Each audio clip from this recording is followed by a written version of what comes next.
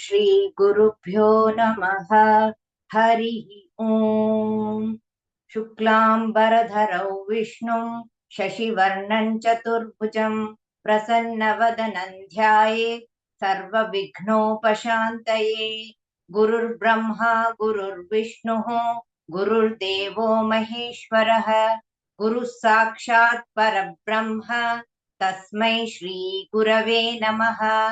सरस्वती नमस्तुभ्यं वरदे कामरूपिणि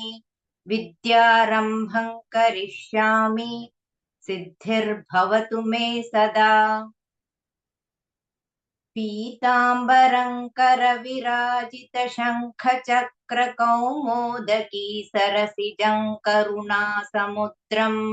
राधासहायमतिसुन्दरमन्दहासं वातालयेशमनिशं हृदि भावयामि। ॐ नमो भगवते वासुदेवाय। ॐ श्रीकृष्णाय परब्रह्मणे नमः। अथ श्रीमन्नारायणीयं द्विषष्टितमं दशकम् इन्द्रयागविघातवर्णनम्। कदाचित् गोपालान् विहितमखसंभारविभवान् निरीक्ष्य त्वं शौरे मघवमदमुध्वंसितुमनाः विजानन्नप्येतान् विनयमृदुनन्दादिपशुपान् अपृच्छः को वायन् जनक भवतामुद्यम इति। बभाषे नन्दस्त्वाम् सुतननु विधेयो मघवतः मखो वर्षे वर्षे सुखयति स वर्षेण पृथिवीम्। नृवर्षायतन् निखिलमुपजीव्यं महितले विशेषादस्माकं तृणसलिलजीवा हि पशवः इति श्रुत्वा वाचं पितुरैर्भवानाह सरसं धिगे सत्यं मघवजनिता वृष्टिरिति यत् अदृष्टं जीवानां सृजति खलु वृष्टिं समुचितां महारण्ये वृक्षाः किमिव बलिमिन्द्राय ददते। इदं तावत् सत्यै यदिह पशवो नः कुलधनं तदा जीव्यायासौ बलिरचलभर्त्रे समुचितः। सुरेभ्योऽप्युत्कृष्टा ननु धरणि देवाः क्षितितले ततस्तेऽप्याराध्या इति जगद्धि तत्त्वन्निजजनान्। भवद्वाचं श्रुत्वा बहुमतियुतास्तेऽपि पशुपाः द्विजेन्द्रानर्चन्तो बलिमददुरुच्चैः क्षितिभृते व्यधुः प्रादक्षिण्यं सुभ्रशमनमन्नादरयुताः त्वमादश्चैलात्मा बलिमखिलमाभीरपुरतः अवोचश्चैवन्तान् किमिह विततं मे निगदिदं गिरीन्द्रो नन्वेषत्वबलिममुपभुङ्क्ते स्ववपुषा अयं गोत्रो गोत्रद्विषि च कुपिते रक्षितुमलं समस्तानित्युक्ता जहृषुरखिला गोकुलजुषः परिप्रीता याताः खलु भवदुपेता व्रजजुषः व्रजय्यावत्तावन्निजमखविभङ्गन् निशमयन् भवन्तं जानन्नप्यधिकरजसा क्रान्तहृदयः न सेहे देवेन्द्र त्वदुपरचितात्मोन्नतिरपि मनुष्यत्वय्यातो मधुभिदपि देवेष्वविनयम् विधत्ते चेनष्टस्त्रिदश सदसाङ्कोऽपि महिमा ततश्च ध्वंसिष्ये पशुपहत कस्य श्रियमिति प्रवृत्तस्त्वान् जेतुं स किल मघवा दुर्मदनिधिः त्वदावासं हन्तुं प्रलयजलदानम्बरभुवि प्रहिन्वन् बिभ्राणः कुलिशमयमभ्रे भगमनः प्रतस्थैनैरन्तर्दहनमरुदाद्यैर्विहसितः भवन्मायानैव त्रिभुवनपते मोहयति कम् सुरेन्द्रः क्रुद्धश्चेत् द्विजकरुणया शैलकृपयाप्यनातङ्कोऽस्माकन्नियत इति विश्वास्य पशुपान् अहो किन्नायातो गिरिभिदिति सञ्चिन्त्य निवसन् मरुद्गेहाधीश प्रणुदमुरवैरिन्मम गदान् इति श्रीमन्नारायणीये इन्द्रयागविघातवर्णनं नाम द्विषष्टितमं दशकं समाप्तम्। नारायणाखिलगुरो भगवन्नमस्ते। नारायणाखिलगुरो भगवन्नमस्ते। अथ त्रिषष्टितमं दशकं गोवर्धनोद्धरणवर्णनम्। ददृशिरे किल तत्क्षणमक्षतस्तनितजृम्भितकम्पितदिक्तटाः सुषमया भवदङ्गतुलाङ्गताः व्रजपदोपरि वारिधरा त्वया विपुलकरकमिश्रैस्तोयधारानिपातैः दिशि दिशि पशुपानां मण्डले दण्ड्यमाने कुपितहरिकृतान्नः पाहि पाहीति तेषां वचनमदित शृण्वन् मा बिभीतेत्यभाणीः कुल इह खलु गोत्रो दैवतं गोत्रशत्रोः विहतिमिह सरुन्ध्यात् पूनुवत् संशयोऽस्मिन् इति सहसितवादी देव गोवर्धनाद्रिं त्वरितमुदमुमूलो मूलतो बालदोर्भ्याम् तदनु गिरिवरस्य प्रोद्धृतस्यास्य तावत् सिकतिलमृदुदेशे दूरतो वारितापे परिकरपरिमिश्रान् धेनुगोपानधस्तात् उपनिदधदधत्ता हस्तपद्मेन शैलम् भवति विधृतशैले बालिकाभिर्वयस्यैः अपि विहितविलासं केलिलापादिलोले सविधमिलितधेनुरेकहस्तेन कण्डूयति सति पशुपालास्तोषमैषन्त सर्वे अतिमहान् गिरिरेष तु वामके करसरोरुहितं धरते चिरम् किमिदमद्भुतमद्रिबलन्विति त्वदवलोकिभिराकथिकोपकैः अहह धार्ष्यममुष्यवटोर्गिरिं व्यथितबाहुरसावरोपयेत् इति हरिस्त्वयि बद्धविगर्हणः दिवससप्तकमुग्रमवर्षयत् अचलति त्वयि देवपदात्पदं कलितसर्वजले च घनोत्करे अपहृते मरुतां पतिः त्वदभिशङ्कितधी समुपाद्रवत् शममुपेयुषि वर्षभरे तदा पशुपधेनुकुले च विनिर्गते भुवि विभो समुपाहित भूधरः प्रमुदितैः पशुपैः परिरेभिषे धरणिमेव पुराधृतवानसि क्षितिधरोद्धरणे तव कः क्रमः इति नु तत्त्रिदशैः कमलापते गुरुपुरालय पालय माङ्गदात् इति श्रीमन्नारायणीये गोवर्धनोद्धरणवर्णनं नाम त्रिषष्टितमं दशकं समाप्तम्। नारायणाखिलगुरो भगवन्नमस्ते। नारायणाखिलगुरो भगवन्नमस्ते।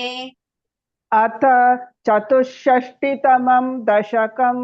गोविन्दपट्टाभिषेकवर्णनम् आलोक्य शैलोद्धरणादिरूपं प्रभावमुच्चैस्तव गोपलोकाः विश्वेश्वरं त्वामभिमत्य विश्वे नन्दं भवज्जातकमन्वपृच्छन् गर्गोदितो निर्गतितो निजाय वर्गायता तेन तव प्रभावः पूर्वाधिकस्त्वय्यनुराग येषाम् ऐधिष्ठतावद्बहुमानभारः ततो वमानोदिततत्त्वबोधः सुराधिराजः सह दिव्यगव्या उपेत्य तुष्टावसनष्टगर्वः पृष्ट्वा पदाब्जं मणिमौलिना ते स्नेहस्नुतैस्त्वां सुरभिः पयोभिः गोविन्दनामाङ्कितमभ्यषिञ्चत् ऐरावतोपाहृतदिव्यगङ्गापाथोभिरिन्द्रोऽपि च जातहर्षः जगत्त्रयेशे त्वयि गोकुलेशे तथाभिषक्ते सति गोपवाटः नाकेऽपि वैकुण्ठपतेऽप्यलभ्यां श्रियं प्रपेदे भवतः प्रभावात् कदाचिदन्तर्यमुनं प्रभाते स्नायन् पिता वारुणपूरुषेण नीतस्तमाने तु मगः पुरीं त्वं तावारुणीं कारणमप्यरूपः ससम्भ्रमन्तेन जलाधिपेन प्रपूजितस्त्वं प्रतिगृह्यतातम् उपागतस्तक्षणमात्मगेहं पिता वदत्तच्चरितन्निजेभ्यः हरिविनिश्चित्य भवन्तमेतान् भवत्पदालोकनबद्धतृष्णान् निरीक्ष्य विष्णो परमं पदं तत्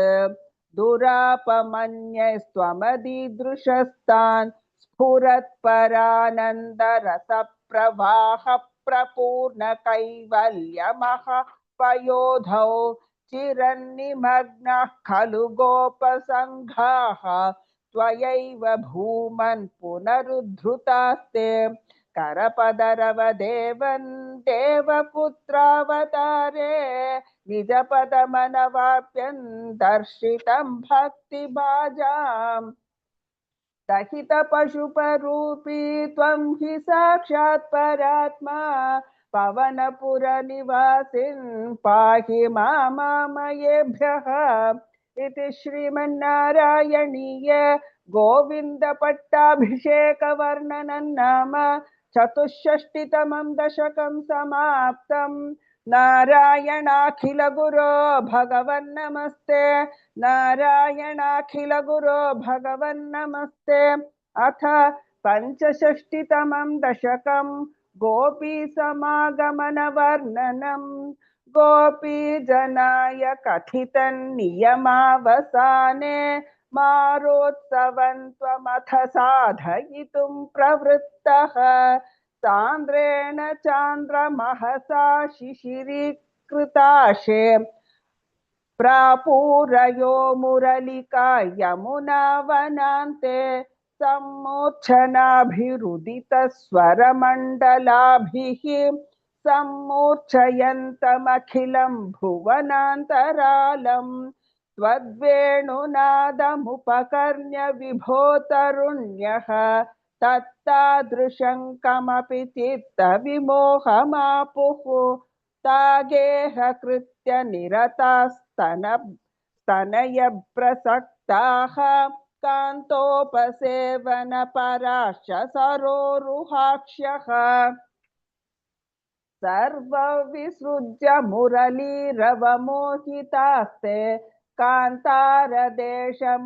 कान्ततनोत्समेताः काश्चिन्निजाङ्गपरिभूषणमादधानाः वेणुप्रणादमुपकर्ण्य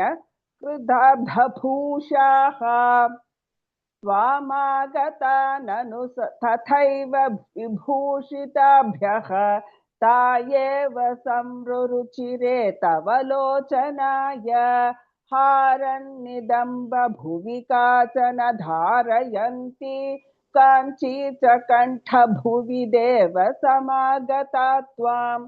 हारित्वमात्मजघनस्य मुकुन्द तुभ्यम् व्यक्तं बभाष इव मुग्धमुखि विशेषात् काचित् कुचे पुनरसज्जितकञ्चुलीका व्यामोहतः परवधूभिरलक्ष्यमाणा त्वामाययौ निरुपमौ प्रणयादिभारराज्याभिषेकविधये कलशीधरेव काश्चिद्गृकात् किल निरेतुमपारयन्त्यः त्वामेव देवहृदये सुदृढौ विभाव्य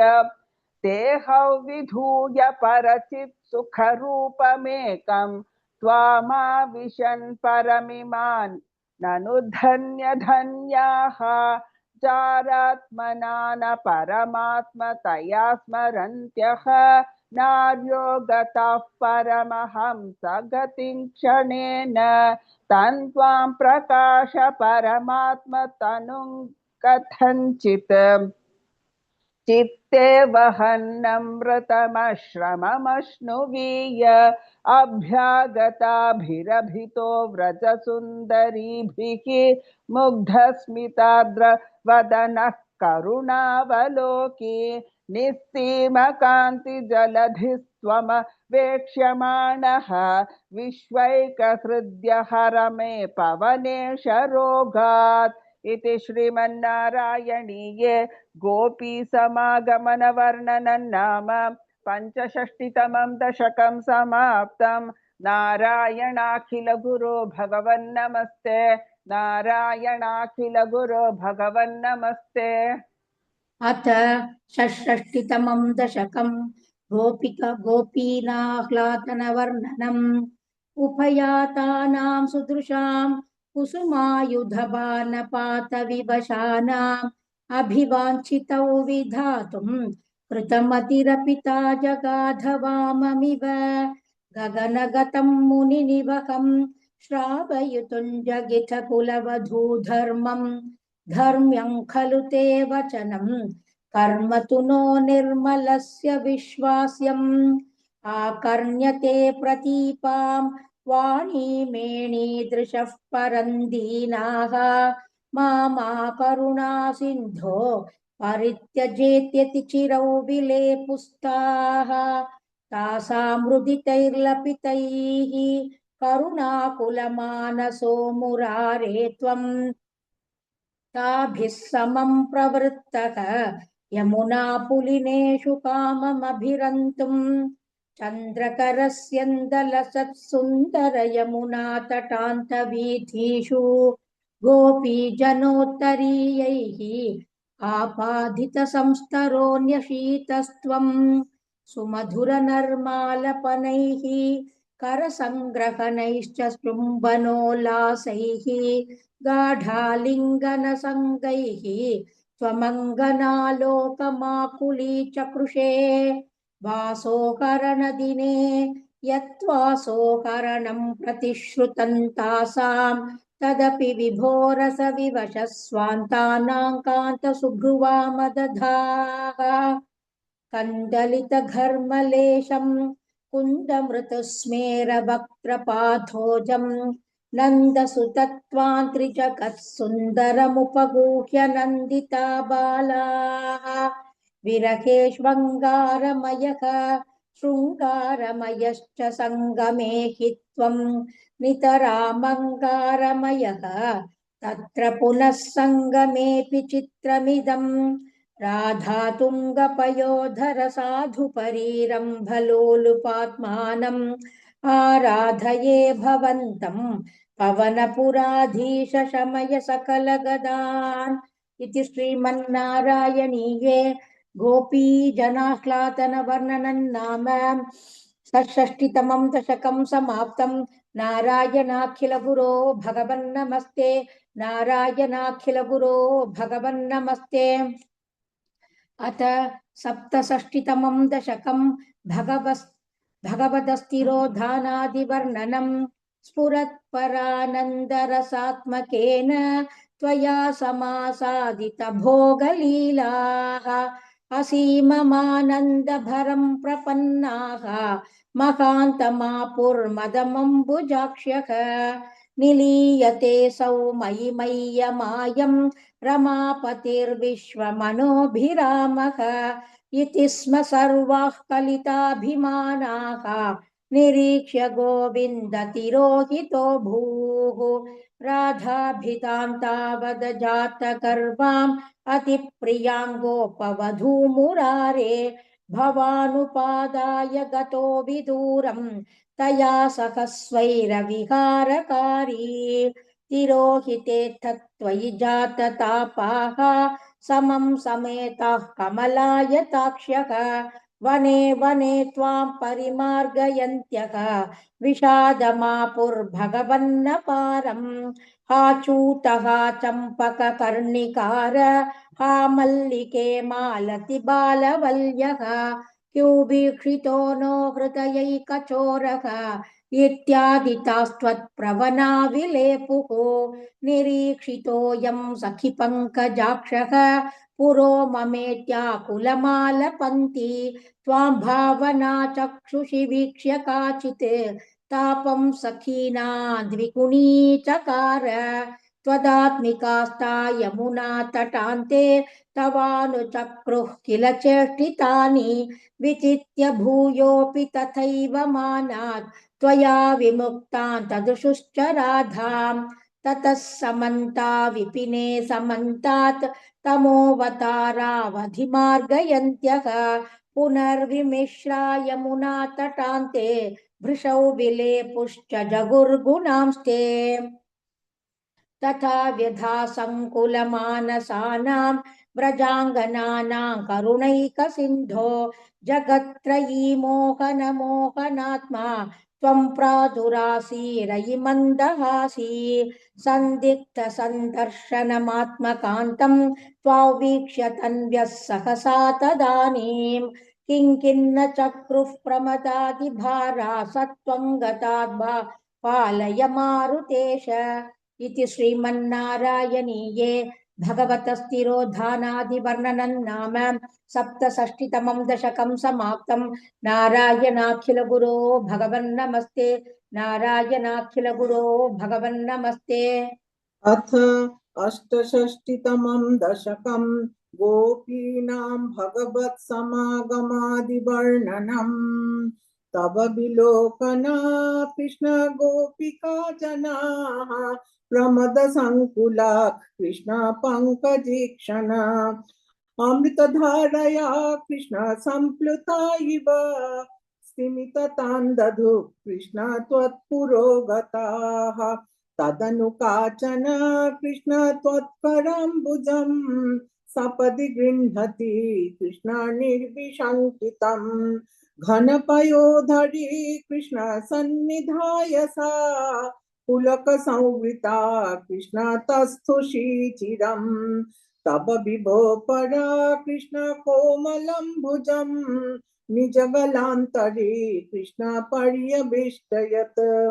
गलसमुद्गतं कृष्ण प्राणमारुतं प्रतिनिरुन्धति कृष्ण भाति हर्षुला अपगतत्रपा कृष्ण कामिनी तव मुखाम्बुजात् कृष्ण पूगचर्वितं प्रतिगृह्य तत् कृष्ण वक्त्रपङ्कजे निदधति गता कृष्ण पूर्णकामताम् विकरुणो वने कृष्ण संविहाय माम् अपगतोऽसि का कृष्ण त्वामिह स्पृशेन् इति सरोषया कृष्ण तावदेकया सजललोचनं कृष्ण वीक्षितो भवान् इति मुदा कुलैर्कृष्ण वल्लवी जनैः सममुपागतो कृष्ण यामुने तटे मृदुकुचाम्बरै कृष्ण कल्पितासने भूषृणभासुरे कृष्ण पर्यशोभताः कतिविधा कृपा कृष्ण केऽपि सर्वतः द्रुतदयोदया कृष्ण केचिदाश्रिते कतिचिदीदृशा कृष्णमादिशेष्वपि इत्यभीत भवान् कृष्णवल्लभी जनैः अयि कुमारिका कृष्ण नैव शङ्क्यताम् कठिनता मयि कृष्ण प्रेम कातरे मयि तु चेतसो कृष्ण वोनुवृत्तये कृतमिदं मयि कृष्ण युचिवान् भवान् अतिनिशम्यतां कृष्ण जीववल्लभाः प्रियतमो जनो कृष्णनेदृशो मम तदिह रम्यतां कृष्ण रम्ययामिनी स्वनुपरोदमि कृष्ण यालको विभो इति गिराधिकं कृष्ण मोदमे दुरैः ब्रजबधू जनैः कृष्ण साकमारमन् कलित कौतुको कृष्ण रासखीलने गुरुपुरीपते कृष्ण पाहि मांगदात् इति श्रीमन्नारायणीये गोपीनां भगवत्समागमादिवर्णनं नाम अष्टषष्टितमं दशकं समाप्तं नारायणाखिल गुरो भगवन् क्षमा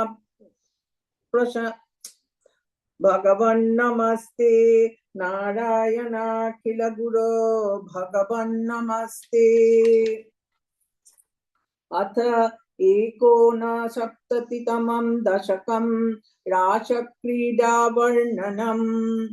केशपाशधृतपिञ्छिका वितति सञ्चलन् मकरकुण्डलम् हारजालवनमालिका ललितमङ्गरा गगनसौरभम् पीतचेलधृतकाञ्चि काञ्चितमुदञ्चदं सुमणिनूपुरम् रासकीलिपरिभूषितं तबहिरूपमीश कलयामहे तावदेव कृतमण्डने कलितकञ्चुलीककुचमण्डले गण्डलोलमणिकुण्डले युवतिमण्डलेऽथ परिमण्डले अन्तरा सकल सुन्दरी युगलमिन्दिरा रमण सञ्चरन् मञ्जुलान्तदनुरासकेलिमयि कञ्जनाभ समुपादधाः वासुदेव तव भासमानमिह रासकेलिरससौरभम् दूरतोऽपि खलु नारदा गदितमाकलय्य कुतुकाकुला वेशभूषण विलास पेशल विलासिनी शत समावृता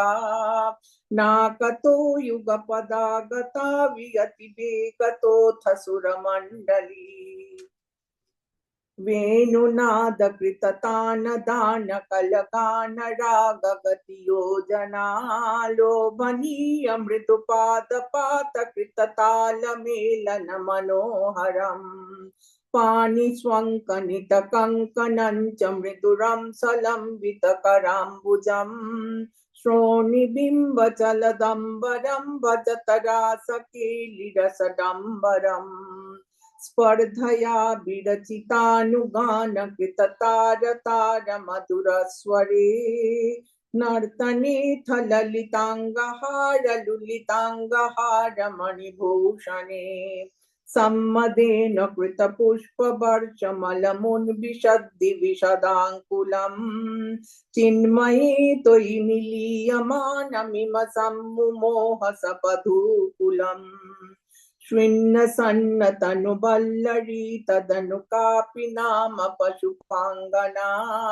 कान्तमं समबलम्बति स्म तव तान्ति भारमुकुलेक्षणा काचिदाचलितकुन्तला नभपटीरसार घनसौरभम् वञ्चनेन तव सञ्चुचुम्ब भुजमञ्चितरुपुलकाङ्कुरा कापि गण्ड भुवि सन्निधाय निजगण्डमाकुलितकुण्डलम् पुण्यपूरनिधिरन्ववाप तव पूगचर्पितरसामृतम् इन्दिराभिहृति मन्दिरं भुवन सुन्दरं हि नटनान्तरे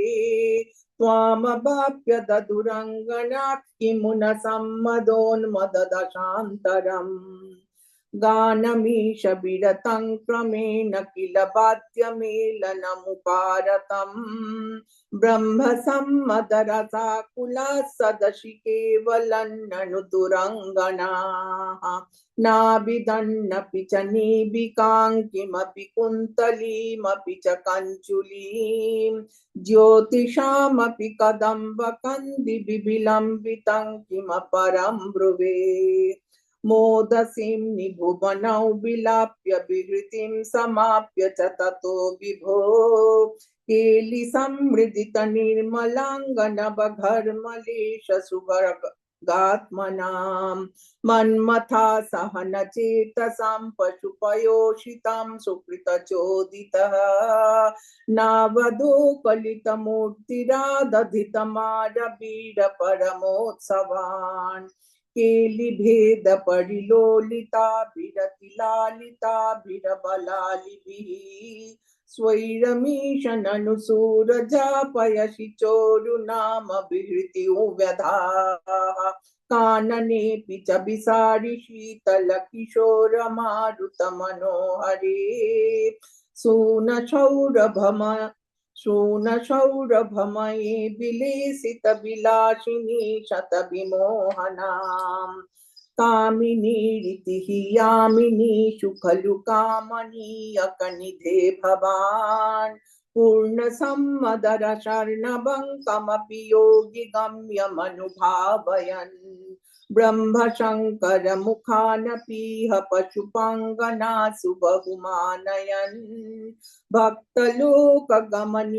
रूपकमनीय कृष्ण परिपाहि माम् कामिनीरितिः यामिनीषु खलु कामनीय कनिधे भवान् पूर्णसम्मदर शर्णबङ्कमपि योगि गम्यमनुभावयन्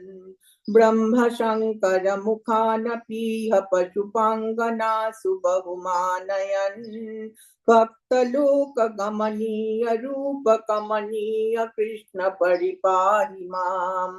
भक्तलोकगमनीय रूपकमनीय कृष्ण परिपाहि माम् भक्तलोकगमनीय रूपकमनीय कृष्ण परिपाहि माम् इति श्रीमन्नारायणीये एकोनसप्ततितमं दशकं समाप्तं रासक्रीडावर्णनं नाम नारायणाखिलगुरो भगवन्नमस्ते नारायणाखिलगुरो भगवन्नमस्ते। अथ सप्ततितमं दशकं सुदर्शनशापमोक्षवर्णनं शङ्खचूडवधवर्णनं वृषभासुरवधवर्णनं च इति त्वयि रमितवल्लभे वल्लवाः कदापि पुरमम्बिका कमितुरम्बिका कानने समेत्य भवता समन्निशि निषेव्य दिव्योत्सवं सुखं सुषुपुरग्रसीद् व्रजपमुग्रनागस्तदा समुन्मुखमथोल्मुखैरभिहतेऽपि तस्मिन् बलात् अमुञ्चति भवत्पदे न्यपति पाहि पाहीति तैः तदा खलु पदा भवान् समुपगम्य स्पर्शतं बभौ स च निजान्तनुं समुपसाद्य वैद्याधरीम् सुदर्शनधर प्रभो ननु सुदर्शनाख्योऽस्म्यहं मुनीन् क्वचिदपाहसन्तैह माव्यधुर्वाहसं भवत्पदसमर्पणादमलताङ्गतोऽस्मीत्यसौ स्तुवन् निजपदं ययौ व्रजपदं च गोपामुदा कदापि खलु सीरिणा विहरति त्वयि स्त्रीजनैः जहारधनदानुगः स किल शङ्खचूडो बलाः अतिद्रुतमनुद्रुतस्तमथ मुक्तनारीजनं रुरोजिथ शिरोमणिं हलभृते च तस्या ददाः दिनेषु च सुहृज्जनैः सह वनेषु लीलापरं मनोभवमनोहरं रसितवेणुनादामृतं भवन्तममरीदृशाममृतपारणादायिनं विचिन्त्य किमुनालपन् विरहतापिता गोपिकाः भोजराजभृतकस्त्वथ कश्चित् कष्टदुष्टपथदृष्टिररिष्टः निष्ठुराकृतिरपष्ठुनिनादः तिष्ठते स्म भवते वृषरूपी शाक्वरोऽथ जगती धृतिहारी मूर्तिमेष बृहतीं प्रदधानः पङ्क्तिमाशु परिघूर्य पशूनां छन्दसान्निधमवाप भवन्तम् तुङ्गशृङ्गमुखमाश्वभियन्तं सङ्गृह्य रभसादभियन्तं भद्ररूपमपि दैत्यमभद्रं मर्दयन्न मदयः सुरलोकम् चित्रमद्य भगवन् वृषघातात् सुस्थिरा जनिवृषस्थितिरुर्व्यां वर्धते च वृषचेतसि भूयान् मोद इत्यभिनुतोऽपि सुरैस्त्वम् औक्षकाणि परिधावत दूरं वीक्ष्यतामयमिहोक्षविभेदी इत्थमात्तः सितैः सह गोपैः गेहगस्त्वमवत पुरेश इति श्रीमन्नारायणीये सुदर्शनशापमोक्षवर्णनं शङ्खचूडवधवर्णनं वृषभासुरवधवर्णनं चेति सप्ततितमं दशकं समाप्तं नारायणाखिलगुरो भगवन्नमस्ते नारायणाखिलगुरो भगवन्नमस्ते अथ एकसप्ततितमं दशकं केशिवधवर्णनं व्योमासुरवधवर्णनं च यत्नेषु सर्वेष्वपि नावकेशी केशी स भोजेषितुरिष्टबन्धुः त्वां सिन्धुजावाप्य इतीव मत्वा सम्प्राप्तवान् सिन्धुजवाजिरूपः गन्धर्वतामेष गदोऽपि रूक्षैः नादैः समुद्वेजित सर्वलोकः भवद्विलोकावधिगोपवाटीं प्रमर्त्य पापः पुनरापतत्वाम् ताक्ष्यार्पिताङ्घ्रेस्तव ताक्ष्य एषः चिक्षेपवक्षो भुवि नामपादम् भृगोः पदाघातकथान्निशम्य स्वेनापि शक्यन् तदितीव मोहात् प्रवञ्चयन्नस्य खुराञ्चलन्द्राक् अमुञ्च चिक्षेपिथ दूरदूरम् सम्मूर्छितोऽपि ह्यतिमूर्छितेन क्रोधोष्मणा खादितुमादृतस्त्वाम् त्वौ वाहदण्डे कृतधीश्च वाहादण्डन्यधास्तस्य मुखे तदानीम् तद्वृद्धिरुद्धश्वसनो गतासुः सप्ती भवन्नप्ययमैक्यमागात् आलम्भमात्रेण पशोः सुराणां प्रसादके नूत्न इवाश्वमेधे कृते त्वया हर्षवशात् सुरेन्द्राः त्वां तुष्टुः केशव नामधेयम् कंसाय ते शौरिसुतत्वमुक्त्वा तन्तत्त्वधोत्कम् प्रतिरुध्य वाचा प्राप्तेन केशिक्षपणावसाने श्रीनारदेन त्वमभिष्टुतो भूः कदापि गोपैः सह काननान्ते निलायन क्रीडनलोलुपं त्वाम् मयात्मजः प्राप दुरन्तमायः व्योमाभिधो व्योमचरोपरोधि सचोरपालायितवल्लभेषु चोरायितो गोपशिशून् पशूंश्च गुहासु कृत्वापि दधे विलाभि त्वया च बुद्ध्वा परिमर्दितोऽभूत् एवौ विधैश्चाद्भुतकेलिभेदैः आनन्दमूर्छामतुलाव्रजस्य पदे पदे नूतनयन्न सीमाम् परात्मरूपिन् पवनेशपायाः इति श्रीमन्नारायणीये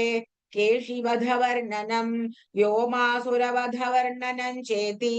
एकसप्ततितमं दशकं समाप्तं। नारायणाखिल गुरो भगवन्नमस्ते। नारायणाखिल गुरो भगवन्नमस्ते। अथ द्विसप्तितमं दशकम् अक्रूरस्य गोकुलयात्रावर्णनम्। कंसोऽथ नारदगिरा व्रजवासिनं त्वाम् आकर्ण्य दीर्णहृदयः स हि गान्धिनेयम् आहूय कार्मुकमखच्छलतो भवन्तम् आनेतुमेन महिनो दहिनाथ शायिन् अक्रूर एष भवदङ्घ्रिपरश्चिराय त्वद्दर्शनाक्षममनाक्षितिपालभीत्या तस्याज्ञयैव पुनरीक्षितुमुद्यतस्त्वाम् आनन्दभारमतिभूरितरं बभार सोऽयं रथेन सुकृती भवतो निवासं गच्छन्मनोरथगणां स्वयि धार्यमाणान् आस्वादयन् मुहुरपाय भयेन दैवं सम्प्रार्थयन् पति न किञ्चिदपि व्यजानात् द्रक्ष्यामि वेदशतगीतगतिं पुमांसं स्प्रक्ष्यामि किं स्विदपि नाम परिष्वजेयम् किं वक्ष्यते स खलु मां क्वनु वीक्षितः स्यात् इत्थन्निनाय स भवन्मयमेव मार्गम् भूयः क्रमादभिविशन् भवदङ्घ्रिपूतं वृन्दावनं हरविरिञ्च सुराभिवन्द्यम् आनन्दमग्न इव लग्न इव प्रमोहे किङ्किन्दशान्तरमवापन पङ्कजाक्ष पश्यन्न वन्दत भवद्विकृतिस्थलानि पांसुष्ववेष्टत भवच्चरणाकितेषु किं ब्रूमहे बहुजना हि तदापि जाताः एवं तु भक्तितरला विरलाः परात्मन् सायं स गोपभवनानि भवच्चरित्रगीतामृतप्रसृतकर्णरसायनानि पश्यन् प्रमोदसरितेव किलोह्यमानः गच्छन् भवद्भवनसन्निधिमन्वयासीत् तावद्ददर्श पशुदोहविलोकलोलम् भक्तोत्तमागतिमिव प्रतिपालयन्तम् भूमन् भवन्तमयमग्रजवन्तमन्तर्ब्रह्मानुभूतिरस सिन्धुमिवोद्वमन्तम् सायन्तनाप्लव विशेष विविक्त गात्रौ द्वौ पीतनीलरुचिराम्बरलोभनीयौ नातिप्रपञ्च धृतभूषण चारुवेशौ मन्दस्मितार्द्रवदनौ स युवान् ददर्श दूराद्रथात् समवरुह्य नमन्तमेनम् उत्थाप्य भक्तकुलमौलिमथोपगूहन् हर्षान्विताक्षरगिरा कुशलानुयोगी पाणिं प्रगृह्य सबलोऽथ गृहन्निनेथ नन्देन साकममितादरमर्चयित्वा तय्यादवन्तदुदितान् निशमय्य वार्ताम् गोपेषु भूपतिनिदेश कथान् निवेद्य नानाकथाभिरिहतेन निशामनैषीः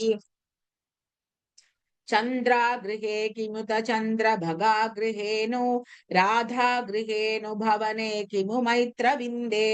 धूतो विलम्बत इति प्रमदाभिरुच्चैः आशङ्कितो निशिमरुत्पुरनाथपायाः इति श्रीमन्नारायणीये अक्रूरस्य गोकुलयात्रावर्णनं नाम द्विसप्तितमं दशकं समाप्तम् नारायणाखिल गुरो भगवन्नमस्ते। नारायणाखिल गुरो भगवन्नमस्ते। अथ त्रिसप्ततितमं दशकं भगवतो मथुरा प्रस्थानवर्णनम्। निशमय्य तवाथयान वार्तां भ्रशमार्ताः पशुपालबालिकास्ताः किमिदं कथन्वित्तीमाः समवेताः परिदेवितान्यकुर्वन् करुणानिधिरेश नन्दसूनुः कथमस्मान् विसृजेदनन्यनाथा बत नः किमुदैवमेव वासीत् इति तास्त्वद्गतमानसा विलेपुः चरमप्रहरे प्रतिष्ठमानः सह पित्रा निजमित्रमण्डलैश्च परितापभरन्नितम्बिनीनाम् शमयिष्यन्प्यमुचः सखायमेकम्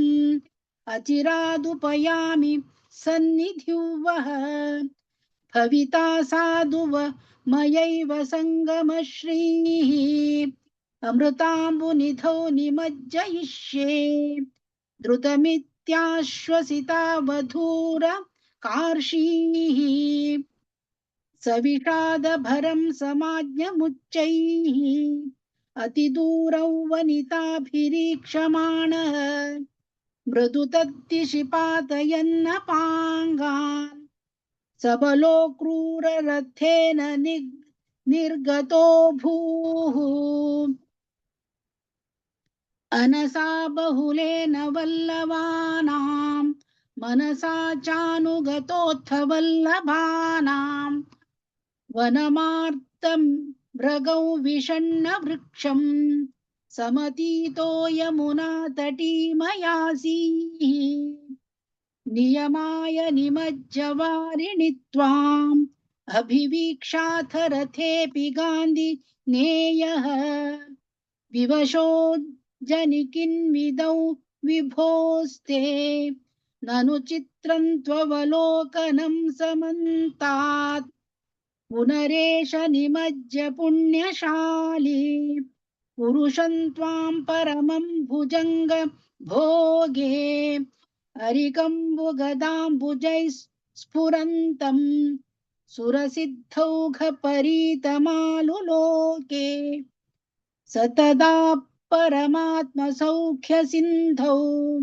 विनिमग्नः प्रणुवन् प्रकारभेदैः अविलोक्य पुनश्च हर्षसिन्धोः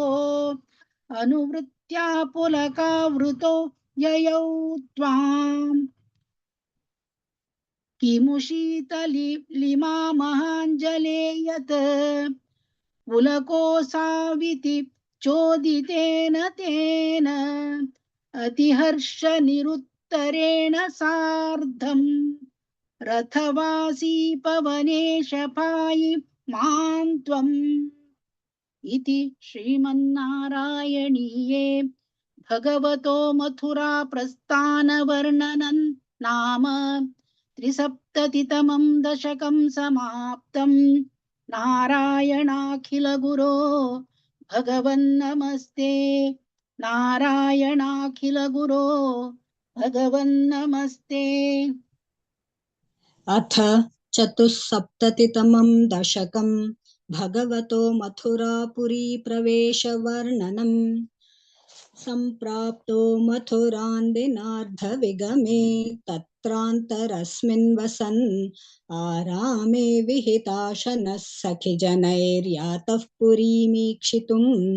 प्रापो राजपथं चिरश्रुतिधृतौ व्यालोककौतूहलस्त्रीपुंसोद्यदगण्यपुण्यनिगलै राकृष्यमाणोऽनु किं त्वत्पादद्युतिवत्सरागसुभगास्त्वन्मूर्तिवद्योषितः सम्प्राप्ता विलसत्पयोधररुचो लोलाभवदृष्टिवत् हारिण्यस्त्वदुरस्थलीवदयिते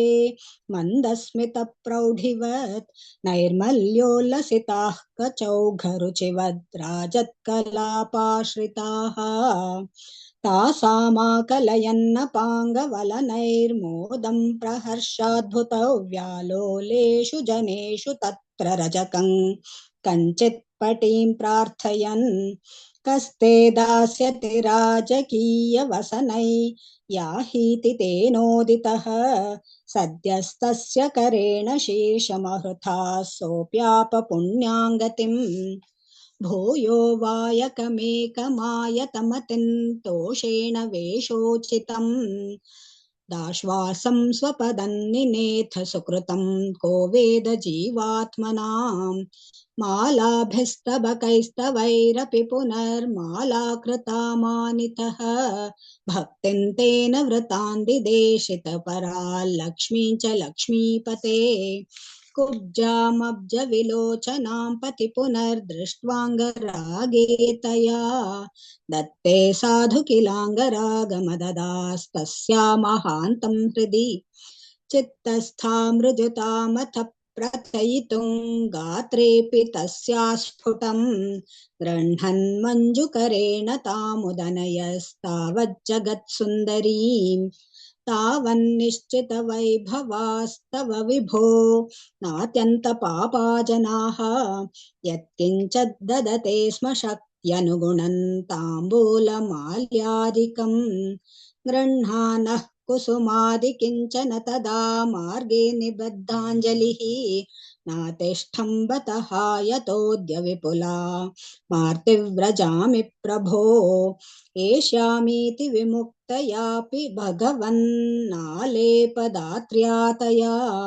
दूरात् कातरया निरीक्षितगतस्त्वं प्राविशो गोपुरम् आघोषानुमितत्वदागममहाहर्षोल्ललद्देवकी वक्षोजप्रगलत्पयोरसमिषा त्वत्कीर्तिरन्तर्गता आविष्टो नगरी महोत्सववतीं कोदण्डशालाव्रजन् माधुर्येण नु तेजसानुपुरुषैर्दूरेण दत्तान्तरः स्रग्भिर्भूषितमर्चितौ वरधनुर्मामेति वादात् पुरः प्रागृह्णा समरोपयः किल समाक्राक्षीरभाङ्क्षीरपि श्वः कंसक्षपणोत्सवस्य पुरतः प्रारम्भतूर्योपमः चापध्वंसमहाध्वनिस्तव विभो देवानरोमाञ्चयत् कंसस्यापि च वेपथुस्तदुदितः कोदण्डखण्डद्वयी चण्डाभ्याहतरक्षिपूरुषरवैरुत्कूलितो भूत्वया शिष्टैर्दुष्टजनैश्च दृष्टमहिमा प्रीत्या च भीत्या ततः सम्पश्यन् पुरसम्पदं प्रविचरन् सायं गतो वाटिकां श्रीदाम्ना सह राधिका विरहजं खेदं वदन् प्रस्वपन् आनन्दन्नवतारकार्यघटनाद्वातेश संरक्ष माम् इति श्रीमन्नारायणीये भगवतो मथुरापुरी प्रवेशवर्णनं नाम चतुस्सप्ततितमं दशकं समाप्तं। नारायणाखिलगुरो भगवन्नमस्ते। नारायणाखिलगुरो भगवन्नमस्ते। अथ पञ्चसप्ततितमं दशकं कंसवधवर्णनं। प्रातः सन्त्रस्तभोजक्षितिपतिवचसा प्रस्तुते मल्लतूर्ये सङ्घे राज्ञा च मञ्चानभिययुषि गते नन्दगोपेऽपि हर्म्यं कंसे सौधाधिरूढे त्वमपि सह बलः सानुगश्चारुवेशः रङ्गद्वारङ्गतो भूः कुपितकुवलया पीडनागावलीढम् पापिष्ठापेहि मार्गाद्रुतमिति वचसा निष्ठुरक्रुद्धबुद्धेः अम्बष्ठस्य प्रणोदादधिकजवजुषा हस्तिना गृह्यमाणः केलीमुक्थौत गोपी कुचकलशचिरस्पर्धिनं कुम्भमस्य व्याहत्यालीयथास्त्वञ्चरणभुवि पुनर्निर्गतो वल्गुहासी हस्तप्राप्योऽप्यगम्यो झटिति मुनिजनस्येव धावन् गजेन्द्रं क्रीडन्नापात्य भूमौ पुनरभिपततस्तस्य दन्तं सजीवम् मूलादुन्मूल्य तन्मूलगमहितमहामौक्तिकान्यात्ममित्रे प्रादास्त्वं हारमेभिर्ललितविरचितं राधिकायै दिशेति गृह्णानन्दन्तमं सेयुथमथ हलिना रङ्गमङ्गाविशन्तं त्वां मङ्गल्याङ्गभङ्गीरभसहृतमनोलोचना वीक्ष्य लोकाः हम हो धन्यो हि नन्दो नहि पशुपालाङ्गना नो यशोदा नो धन्ये क्षणास्मस्त्रिजगति वयमेवेति सर्वे शंसुः पूर्णं ब्रह्मैव साक्षान्निरवधि परमानन्दसान्द्रप्रकाशं गोपेषु त्वौ व्यलासेर्न खलु बहुजनैस्तावदा वेदितो भूः दृष्ट्वा धत्वान्तदेदं प्रथममुपगते पुण्यकाले जनौघः पूर्णानन्दा विपापाः सरसमभिजगुस्त्वत्कृतारिस्मृतानि चाणूरो मल्लवीरस्तदनु नृपगिरा मुष्टिको मुष्टिशाली त्वां रामं चाभिपेदे झटिति मिथो मुष्टिपातातिरूक्षम् उत्पातापातनाकर्षणविविधरणान्यासतां तत्र चित्रं मृत्योः प्रागेव मल्लप्रभुरगमदयम् भूरिशो बन्धमोक्षान् हादिक्कष्टं कुमारौ सुललितव्यपुषौ मल्लवीरौ कठोरौ न द्रक्ष्यामो व्रजामस्त्वरितमिति जने भाषमाणे तदानीं चाणूरन्तङ्करोद्ब्राह्मणविगलदसुं पोथयामासिथोर्व्याम् इष्टो भून्मुष्टिकोऽपि द्रुतमथ हलिना नष्टशिष्टैर्दधावे कंसः सौवार्यतूर्यं खलमतिरविदन् कार्यमार्यान् पितॄंस्तान् आहन्तु व्याप्तमूर्तेस्तव च समशिषत्तूरमुत्स्यारणाय दृष्टो दुष्टोक्तिभिस्त्वं गरुड इव गिरिं मञ्चन्नुदञ्चत् खड्गौ व्यावल्गदुःसङ्ग्रहमपि च हठात् प्राग्रहीरौग्रसेनिं सद्यो निष्पिष्टसन्धिं भुवि निरपतिमापात्य तस्योपरिष्टात् त्वय्यापात्येतदैव त्वदुपरि पतिता नाकिना पुष्पवृष्टिः